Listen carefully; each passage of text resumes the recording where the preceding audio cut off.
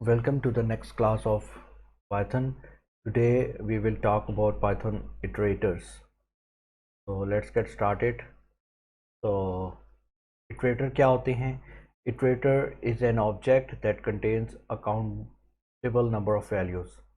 तो जैसा कि हमें पता है कि Python में everything is an object, तो ये iterator भी एक object होता है जिसको काउंट किया जा सकता है। ठीक है, इसके अंदर काउंटेबल नंबर ऑफ वैल्यूज़ होती हैं।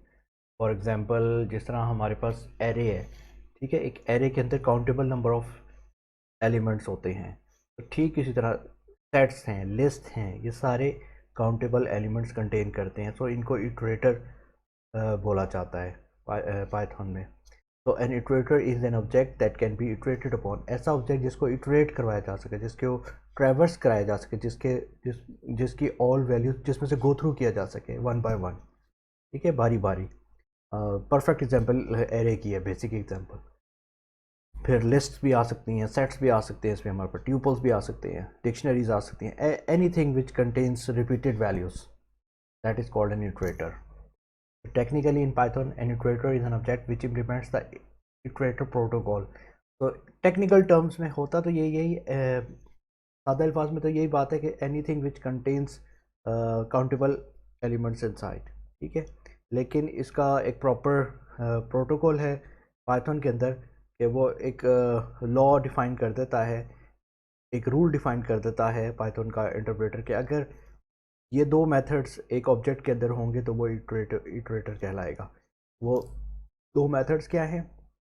एक आइटर का मेथड है और एक नेक्स्ट का मेथड। इनको अभी हम देखते हैं डिटेल से ये क्या होते हैं। तो फिलहाल आप ये समझ लीजिए कि एक पाइथन के टेक्निकल टर्म्स में इटरेटर एक ऐसा ऑब्जेक्ट होता है जिसके अंदर ये दो मेथड्स हों। ये दो मेथड्स का होंगे क्योंकि इटरेटर को वो एक ऑब्जेक्ट करा रहा है, ऑब्जेक्ट बता रहा है, तो इसकी एक क्लास होगी कोई ना कोई। ठीक है, जब हम क्लास बनाएंगे तो उसके अंदर ये इंस्टेंस फंक्शन लिखेंगे ईटर के और नेक्स्ट के। या आप यूँ कह लें, अगर हम किसी भी क्लास के अंदर ये दो मेथड लिख दें तो वो क्लास इटरेटर बन जाती है। ठीक है जी। तो आगे एग्जांपल ये दे रहा है इटरेटर वर्सेस इटरेबल। तो इनमें क्या फ़र्क है? List, tuples, dictionaries and sets are iterable objects. ये इटरेबल ऑब्जेक्ट्स हैं, इनके थ्रू इनमें से इटरेट किया जा सकता है। तो they are iterable containers which you can get an iterator from. अभी हम देखते हैं इटरेटर क्या होता है। ये जितने भी हैं ये इटरेबल ऑब्जेक्ट्स हैं। All this objects have an iter method which is use to get an iterator. तो होता क्या, जब हम ये लिस्ट कोई बनाते हैं, ट्यूपल बनाते हैं, तो ये built in container data types हैं पाइथन की, ये तो हमें पता है। तो इनकी क्लासेस जहाँ पे भी डिफाइन हुई हैं उन, क्योंकि हम तो ऑब्जेक्ट्स बना रहे होते हैं, जब हमने एक लिस्ट बनानी होती है हम उसका ऑब्जेक्ट बनाते हैं। उसकी जो ये बिल्ट इन क्लासेस जो बनी हुई है उसके अंदर ये दोनों फंक्शन ईटर और नेक्स्ट के फंक्शंस ये पहले से लिखे जा चुके हैं। All this objects have iter method which is use to get an iterator. तो ईटर मेथड से हम इटरेटर गेट करते हैं। ठीक है, अभी तक हमने ये समझा कि ये जितने भी हैं लिस्ट, ट्यूपल्स, डिक्शनरी, सेट्स, जो हमने ये डेटा टाइप देखी थी बिल्ट इन, ये इटरेबल हैं। इटरेबल का मतलब काबिल इटरेट है, इनमें से इटरेट किया जा सकता है, इनमें से गो थ्रू किया जा सकता है, इनमें से ट्रैवर्स किया जा सकता है। और इनके अंदर एक ख़ास किस्म का फंक्शन होता है आइटर के नाम से, जो कि हमें इटरेटर बना कर देता है। इटरेटर वो होता है। एग्जाम्पल देखते हैं, आपको मज़ीद क्लियर होगा। तो return this example returns an iterator from a tuple. ये ट्यूपल में से एक इटरेटर को रिटर्न करेगी एंड प्रिंट ईच वैल्यू। ये देखें, एक ट्यूपल बना रहा है माई ट्यूपल के नाम से, जिसके अंदर एप्पल, बनाना, चेरी, 3 एलिमेंट्स हैं। ठीक है, अब ये जो नीचे काम कर रहा है ना, ये इटरेटर बना रहा है माई इट के नाम से, ये इटरेटर कहलाएगा। एक समझ लें, एक पॉइंटर होता है, जैसा लिंक लिस्ट हमने पढ़ी थी। लिंक लिस्ट आपने पढ़ी होगी डेटा स्ट्रक्चर के कोर्स में, उसमें एक पॉइंटर होता है जो कि पॉइंट कर रहा होता है लिंक लिस्ट के किसी भी नोड को। फिर वो उसको आप पॉइंटर को आगे भी मूव करा सकते हैं, नेक्स्ट से पीछे भी करवा सकते हैं, बैक से हेड पे लेके जा सकते हैं, टेल में लेके जा सकते हैं। एक पॉइंटर होता है जो हमेशा हेड पे पॉइंट कर रहा होता है, वो हेड ही कहलाता है। एक टेल का होता है। ठीक है, सो वो जो पॉइंटर्स होते थे, वो इस केस में आप समझ लें हमारे इटरेटर हैं। यहाँ पे ये माई आईडी के नाम से एक इटरेटर बना रहा है और बिल्ट इन फंक्शन यूज़ कर रहा है आइटर का। और इसके अंदर वो आर्ग्यूमेंट्स में माई ट्यूपल जो ऊपर उसने बनाया वो साइन कर रहा है। तो ये जब काम वो करेगा, now he has made an iterator with the name my I T of the type my tuple. इसने माई ट्यूपल का इटरेटर बना लिया।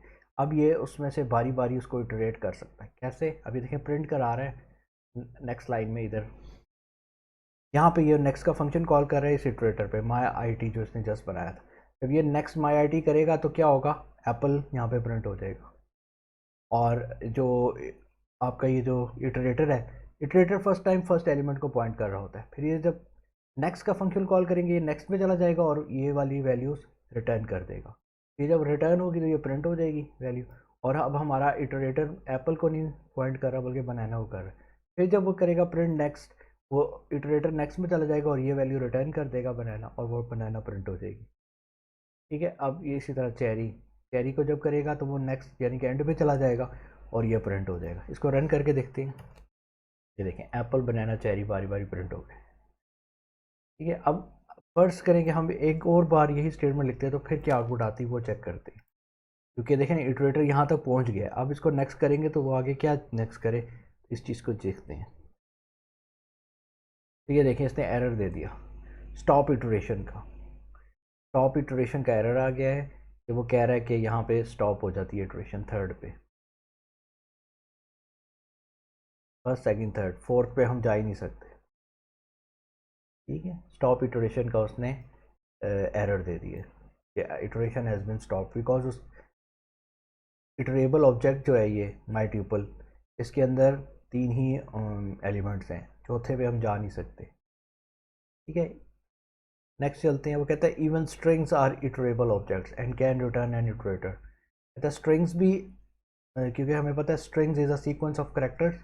तो यहाँ जहाँ पे भी सीक्वेंस आ गया और करेक्टर्स उसके फाइनाइट होते हैं, उनको हम काउंट कर सकते हैं, काउंटेबल करेक्टर्स होते हैं, तो स्ट्रिंग भी एक इटरेबल ऑब्जेक्ट है। कैसे? Strings are also iterable objects containing a sequence of characters. अब ये क्या कर रहा है, एग्जाम्पल में माई स्ट्रिंग के नाम से एक स्ट्रिंग बना रहा है बनाना। अब यहाँ पे ये इटरेटर बना रहा है माई इट के नाम से। My it is equals to, जब ये बिल्ट इन फंक्शन आइटर का कॉल करेगा इस पर माई स्ट्रिंग पे, तो ये ऑटोमेटिकली इटरेटर जनरेट कर देगा इसका। अब इटरेटर जनरेट हो गया, अब बारी बारी वो इसको ट्रैवर्स भी कर सकता है और नेक्स्ट इसके एलिमेंट में भी जा सकता है। तो ये इसको रन करके देखते हैं इसकी क्या आउटपुट आएगी। ये देखें, फर्स्ट टाइम जब इटरेटर बनाया तो वो बी को पॉइंट कर रहा था, उसने जब नेक्स्ट का फंक्शन कॉल किया तो वो नेक्स्ट में चला गया और बी रिटर्न कर दिया, तो बी प्रिंट हो गया। अब वो दोबारा जब ये काम करेगा वो एन में चला जाएगा, ए रिटर्न करा देगा, फिर ऐसे and so on up to the last A. ये बी के लिए ये ए। एक और मैं अगर दूंगा स्टेटमेंट तो अगेन लास्ट टाइम की तरह स्टॉप इटरेशन का एरर आ जाएगा। ये देखें, देख के देखते हैं।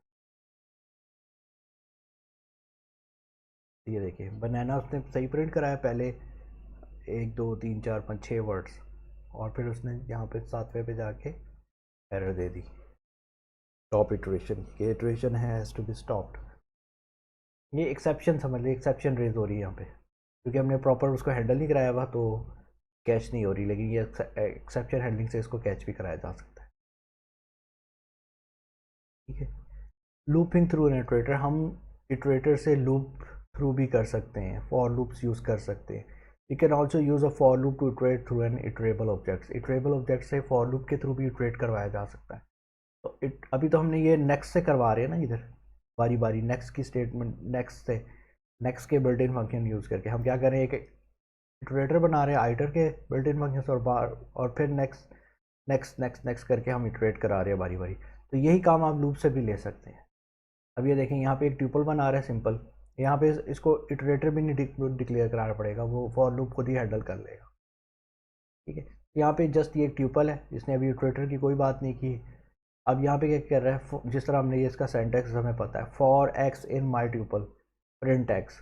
ये बारी बारी फर्स्ट टाइम एक्स में एप्पल आएगा, सेकंड टाइम बनाना और थर्ड टाइम चेरी। तो ये काम भी वही हो रहा है, ये फॉर लूप भी इटरेटर बना के ही उसको ट्रैवर्स करता है बारी बारी। इसको रन करते हैं। ये देखें, फर्स्ट टाइम एक्स में एप्पल था, नेक्स्ट टाइम बनाना था, next time third time cherry. तो ये इटरेटर वाला काम यहाँ पे भी हो रहा है।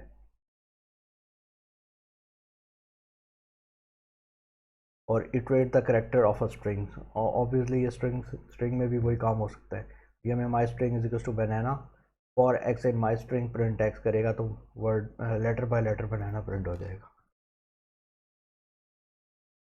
So the for loop actually creates an iterator object and execute the next method for each loop. तो for loop ये खुद ही iterator का ऑब्जेक्ट बनाता है और हर टाइम नेक्स्ट कॉल करता है अपनी हर इटरेशन पे। फर्स्ट इटरेशन में वो नेक्स्ट कॉल करेगा, फिर नेक्स्ट इटरेशन पे फिर मतलब ये अब फिर इसका सर दर्द है फॉर लूप का। अगर हमने फॉर लूप यूज़ करके करवाना है फिर हमें ना तो आइटर का फंक्शन कॉल करना पड़ेगा ना ही नेक्स्ट का, जो कि हम यहाँ पे कर रहे थे। ठीक है, ये समझने मैनुअली काम हो रहा है, ये फॉर लूप से ऑटोमेटिकली ज़रा हो जाता है। अब हम क्रिएट करते हैं एक iterator. To create an object class as an iterator you have to implement the methods. जैसे कि हमने पहले बताया कि एक हर इटरेबल ऑब्जेक्ट वो होता है जिसके अंदर ये दो मेथड्स हो, आइटर का और नेक्स्ट का। तो जो बिल्ट इन क्लासेस हैं, लिस्ट, ट्यूपल्स, डिक्शनरीज,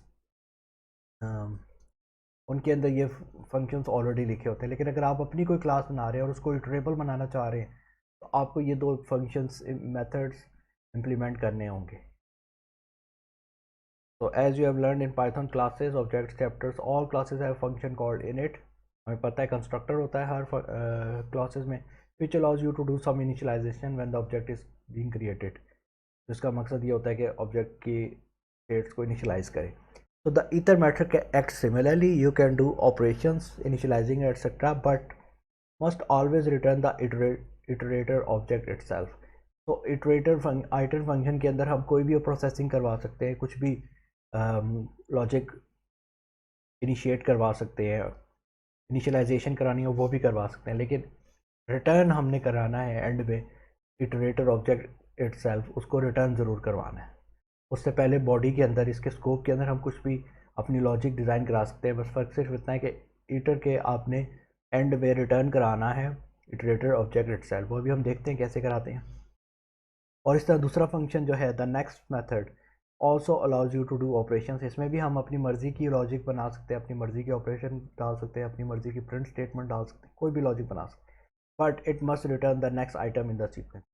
बस फ़र्क सिर्फ इतना है कि एंड में आपने नेक्स्ट का आइटम ज़रूर रिटर्न कराते हैं। ठीक है, बाकी हम देखते हैं। यहाँ पे ये कर रहा है create an iterator that returns numbers. ये नंबर्स रिटर्न करता है starting with 1 and each sequence will increase by 1। तो फर्स्ट टाइम 1 होगा, फिर 2 होगा, फिर 3 होगा। मतलब हमने एक इंक्रीमेंटल इटरेटर बनाना है। तो ये कैसे बनेगा देखते हैं। वो पहले क्लास बना रहा है माई नंबर्स के नाम से। अब इसके अंदर ये पहला फंक्शन आइटर का, जो आपको जिस तरह मैंने बताया है, आइटर और नेक्स्ट ये दोनों मेथड्स इसके अंदर होंगे। तो बारी बारी देखते हैं। पहले हम आइटर को देखते हैं। जिस तरह हम नॉर्मली फंक्शन लिखते हैं डेफ के कीवर्ड से डिफाइन करते हैं। अच्छा, अब ये बिल्ट इन फंक्शन है ना, जिस तरह इनिट का था, तो ये भी डबल अंडरस्कोर से।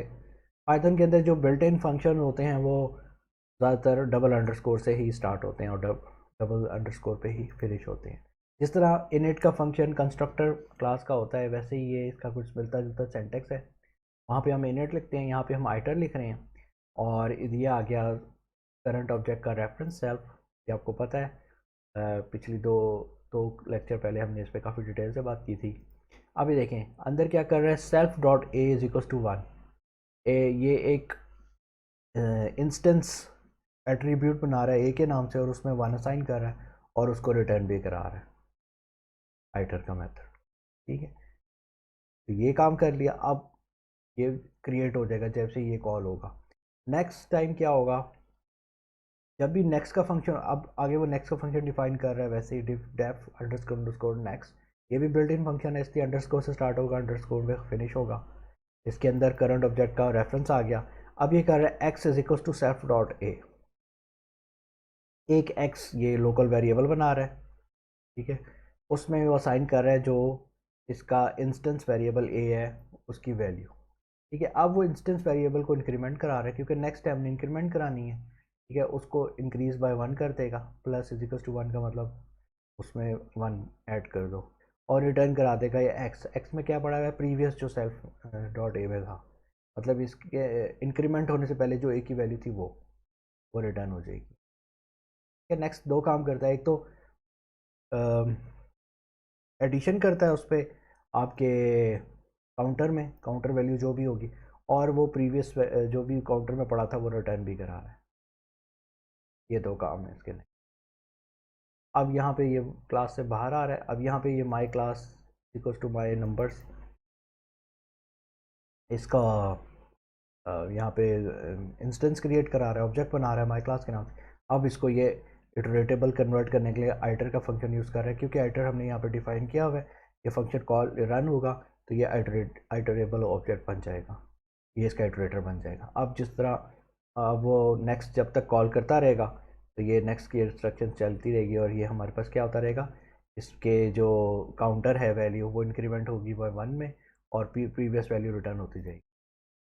तो रन करके देखते हैं। ये इसकी आउटपुट आएगी फर्स्ट टाइम 1 2 3 4 5, ये जितने टाइम हम करते रहेंगे ये चलता रहेगा। ठीक है, कोई इसकी एंडिंग कंडीशन नहीं है स्टॉप इटरेशन। अब देखिए इसमें स्टॉप इटरेशन नहीं है, इसको हम मैं चाहूँ तो 1000 टाइम्स भी चला सकता हूँ। The example above would continue forever if you had enough next statements or if it was used in a for loop। या तो मैं ये स्टेटमेंट्स लिखता जाऊँ लिखता जाऊँ लिखता जाऊँ तो ये चलता ही रहेगा चलता रहेगा, इसका कोई स्टॉप इटरेशन का एरर नहीं आएगा। या इसको मैं फॉर लूप पे अगर लगा लूँ और फॉर लूप में इनफाइनाइट चलाऊँ तो ये चलता रहेगा। ठीक है, तो उसको to prevent the iteration to go on forever we can use the stop iteration statement। अब अगर इसमें मैं stop iteration की एक्सेप्शन क्रिएट करवानी हो तो वो कैसे होगी, मतलब लिमिटेड नंबर ऑफ टाइम्स ही ये इटरेट करे।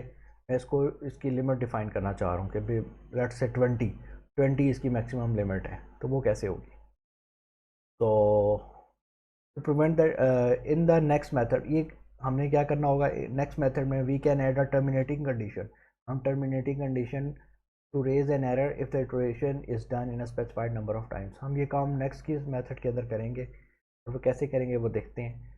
तो एग्जांपल में ये स्टॉप कर रहा है आफ्टर इटरेशन 20। लेट्स से हम इस अपने नंबर को की जो हमने ये इटरेबल ऑब्जेक्ट बनाया है तो स्टॉप करवाना चाह रहे हैं एट 20। तो उसका ये तरीका है, आइटर का जो आपका मेथड है वो एज इट इज़ रहा, उसमें कोई चेंजेस नहीं है, लेकिन सेल्फ डॉट ए को 1 से इनिशियलाइज करा रहा है और रिटर्न कर रहा है सेल्फ डॉट ए। इसने एक ही बार कॉल होना है और इसने ए को इनिशियलाइज कराना है और रिटर्न करा देना है। देन नेक्स्ट के फंक्शन में क्या होगा, अब यहाँ पे एक इफ़ की स्टेटमेंट लगा रहा है कि if self dot A is less than equal 20। तो ये हमारा नॉर्मल केस है, अगर वो जो आपका काउंटर है वो 20 से छोटा है या 20 की इक्वल है तो वही लॉजिक करे जो हम नॉर्मली करते हैं। नेक्स्ट में क्या करना है, आपने इस वैल्यू को एक टेम्प्रेरी एक्स वेरिएबल में सेव कराना है, आपने इस वैल्यू को इंक्रीमेंट बाय 1 करना है और इसकी जो प्रीवियस वैल्यू जो एक्स में टेम्प्रेरी स्टोर कराई थी वो रिटर्न करा देंगे। ये तो नॉर्मल के केस में चलेगा जब वो 20 से कम होगा। अगर वो 20 से ज़्यादा है तो रेस कर दो एक्सेप्शन। मैंने आपको बताया था ये स्टॉप इटरेशन एक एक्सेप्शन है, ये एक्सेप्शन रेस कर देगा। ठीक है, बाकी अब वो प्रोग्रामर की लॉजिक है आउटसाइड, यहाँ पे बैठ के वो एक्सेप्शन हैंडल कर रहा है, कैच कर रहा है, और उसको प्रॉपर कैच करा के उसके आगे जो स्टेप्स लेने हैं कि अगर इटरेशन आए तो क्या करना है, वो लॉजिक अगर बनाई होगी तो वो यहाँ पे चल पड़ेगी, नहीं बनाई होगी तो सिंपली स्टॉप इटरेशन का एरर आते। तो देख सकते हैं अभी ये देखिए माई क्लास माई नंबर बना रहा है, माई इसको इटरेटर बना रहा है माई आइटर के नाम से, आइटर के फंक्शन को यूज़ करते हुए इस ऑब्जेक्ट को कन्वर्ट करा रहा है, इटरेबल बना रहा है, और फिर इसमें ये लूप लगा रहा है for x in my hitter print x. तभी देखिएगा 20 पे ये स्टॉप हो जाएगा, 20 पे ये ऑटोमेटिक स्टॉप हो जाएगा। ठीक, उसकी वजह ये है कि यहाँ पे हमने इसको स्टॉप इटरेशन की एक्सेप्शन रेस करवा दी। जैसे ही ये तजावज़ करेगा 20 एक्स 20 से ग्रेटर होगा तो ये स्टॉप इटरेशन की एक्सेप्शन रेज हो जाएगी। अगर ये काम हम ना करते जिस तरह यहाँ पे था तो इस तरह फॉर एवर लूप चलना था, अगर ये मैं लूप इधर लिख दूँ तो ये फॉर एवर चल पड़ेगा। ठीक है, तो स्टॉप इटरेशन आपने डिफाइन करनी होती है जब भी आप कोई अपनी क्लास को इटरेबल ऑब्जेक्ट बना रहे हैं तो आपने उसको स्टॉप भी करवाना है। तो ये थोड़ा सा प्रोडक्शन था इटरेटर्स इन पाइथन। उम्मीद है आपको समझ आया होगा।